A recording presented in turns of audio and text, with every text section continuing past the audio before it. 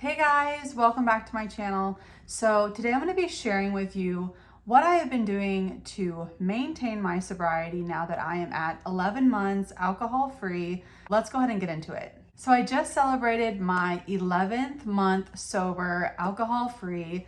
Yay, I'm so happy, so grateful, even more so because last October I relapsed. I had relapsed after 6 months of sobriety. I was feeling so low, so defeated, and just really down on myself. Since my last relapse a year ago, I have been making sure that I do not make those same mistakes that led me to drinking again. And so today I'm going to share with you some of the things that I have been implementing and things that I've been avoiding to ensure that I maintain my sobriety and stay on my happy path in sobriety. And also another purpose in me sharing this information with you on my relapse. And a year ago, I was defeated, back at square one after 6 months of sobriety.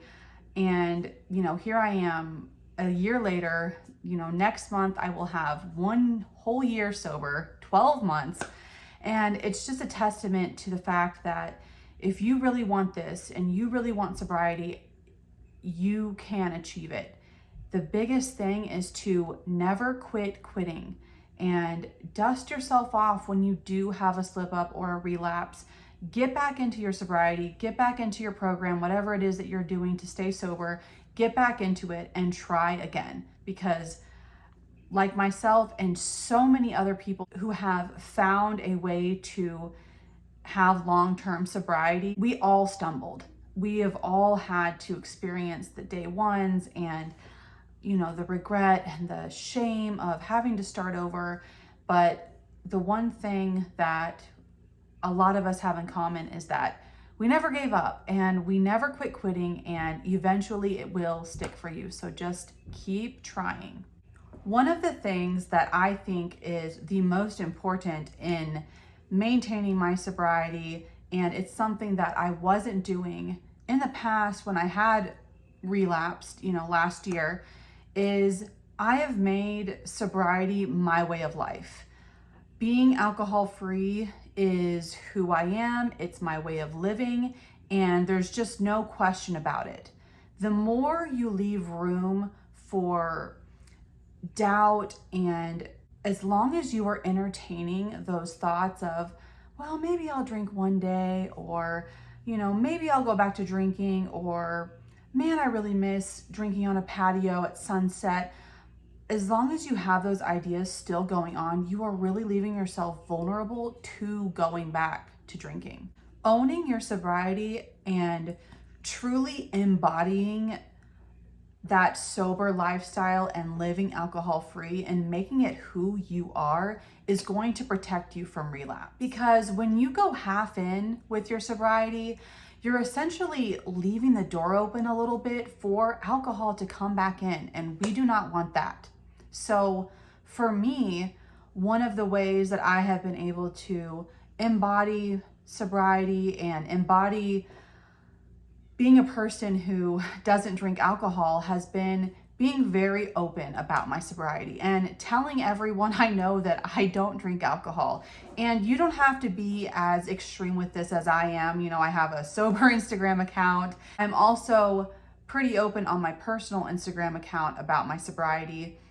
All my friends know, my closest friends, literally everyone in my life knows to some extent that I do not drink alcohol. They may not know my whole background and that sort of thing, but everyone knows that I don't drink.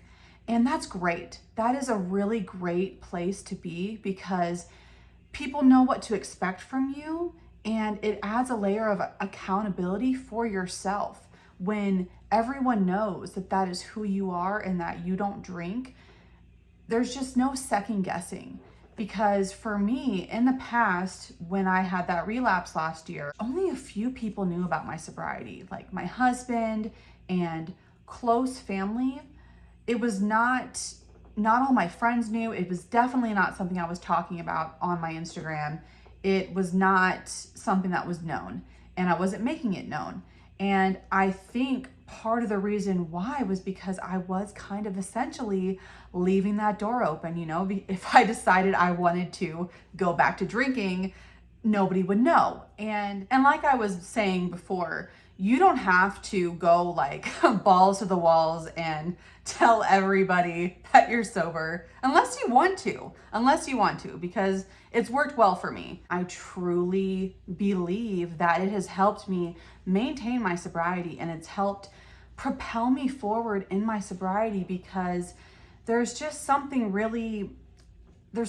magic that happens when someone who struggles with something like alcohol, putting it out there, you open the door for other people to be able to relate to you and to come to you and create that connection. And that has just been a huge part of my journey this go round. When I was 6 months sober before I relapsed, I don't believe I had any kind of sober community. I think I was just kind of going it alone and do it by myself. And I think we all have to find our own community to help us stay sober, whether that be a community on Instagram or YouTube. I know for me, when I was trying to get sober, watching other people's videos like this one where, they were sharing their experiences really helped me. And YouTube is a great place to find sober community. People also go to AA and find fellowship there. And I think that is also super wonderful. It's amazing that we are all able to find our own community and find the path that works best for us. But I think the most important thing here is that we need some sort of community outside ourselves. Whatever path you decide to go down in your sobriety in terms of what community you feel works best for you, at the end of the day, we all just need other people who get it, okay? Because if you are talking to your Aunt Linda, for example, about your alcohol struggles, and she's someone who has a sip of wine and gets a headache, she's not going to understand. She's not going to get you. She's not going to understand your struggles. And that's going to be frustrating on your part. And it's going to be just not the kind of understanding and camaraderie you will get with someone who has struggled with alcohol. We get it, If you talk about how, you would wake up and, instantly want a beer, or, you were hiding cans under the bed or hiding wine bottles under the sink, like, we'll get it. Like, we got you. You don't even have to say it again. We're like, oh yeah, done that, been there, done that. And it's healing. It's healing to be in a place with other people who get it, who understand your struggle, because not everyone does. Not everyone has this path where alcohol is a problem for them. And you need to connect yourself with other people who are like-minded and who get it. For a lot of us who were big drinkers, we were very all or nothing. It wasn't just a couple of beers, it's the whole case of beer. We're not drinking one shot, we're drinking the whole bottle. If we're going out, we are going out. We are shutting the bar down, we are doing it. And I know that is very much my personality. I'm very much all or nothing. When I am into something, like I am into something, like I am about it. And I have made sobriety that way. Like I am all in with my sobriety.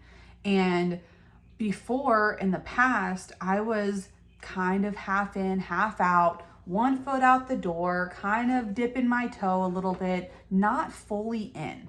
And this time I am fully in. I am fully invested in my sobriety. I am going hard with sobriety, and I am embodying it and just using that personality type, or whatever you want to call it, where it's all or nothing, and using it for good, because putting that energy towards my sobriety only helps me.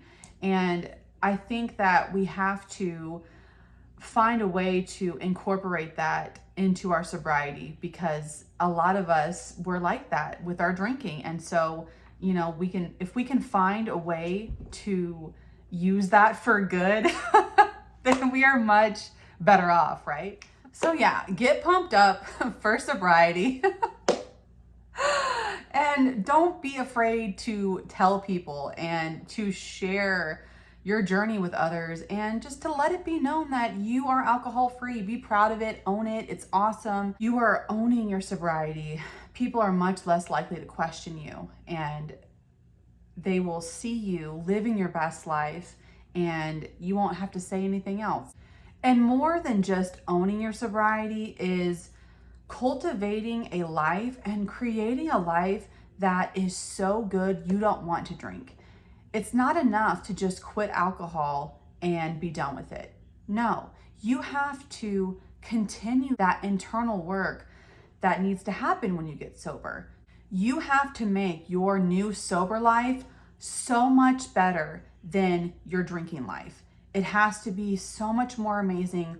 Otherwise, you are going to want to go back to drinking. Finding new ways to make your life better and to make yourself better, and to look at the things and look at the reasons that you were wanting to drink to escape in the first place, and really rectify those issues in your life. You know, do certain people need to be cut out of your life? Do you need a different job? Do you need to find more hobbies and passions that bring you joy in your day-to-day life? You really have to do some soul searching and find the things that truly bring you joy, like true happiness and true joy. Because if you are doing that, you will be living a life beyond your wildest dreams. You will be so happy. There will be no room for alcohol. You will not want to even think about going down that road again, because your life will be so good and you won't want to mess that up. I promise you that. You will not want to go back down that path, because your life will be so good sober. All right, guys, that is gonna do it. Let me know your thoughts in the comments. I love hearing your perspectives. It means so much to me. And please remember to have fun in your sobriety and live it up, and find the things that bring you joy, and don't even give alcohol a second thought. You know, so many of us who are in sobriety, getting sober is like a second chance at building a life that is truly meaningful and filled with purpose and no hangovers. So be sure to enjoy it as you are moving through your path in sobriety. And until next time, I love you guys. Take care of yourselves, and I will see you real soon in the next one. Bye. You're golden, golden, honestly.